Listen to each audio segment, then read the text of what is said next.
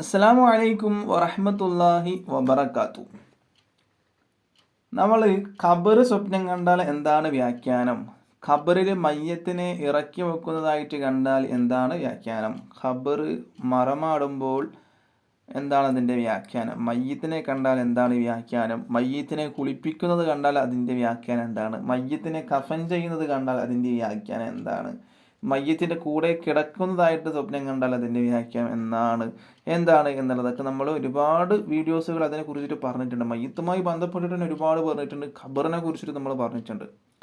ഇന്ന് നമ്മളിവിടെ സംസാരിക്കാൻ വേണ്ടി പോകുന്നത് ഖബർ, അതിൽ ജീവനുള്ള ഒരാൾ, ഖബറിൽ ജീവനുള്ള ഒരാൾ അങ്ങനെ സ്വപ്നത്തിൽ കാണാം. അതായത് നമ്മൾ ഖബർ മാന്തി നോക്കുമ്പോൾ അതിലുള്ള ഒരാൾക്ക് അങ്ങനെ ജീവനുണ്ട്, അങ്ങനെ സ്വപ്നം കണ്ടാൽ എന്തായിരിക്കും അതിൻ്റെ വ്യാഖ്യാനം എന്നുള്ളതാണ് ഇന്ന് നമ്മൾ സംസാരിക്കാൻ പോകുന്നത്.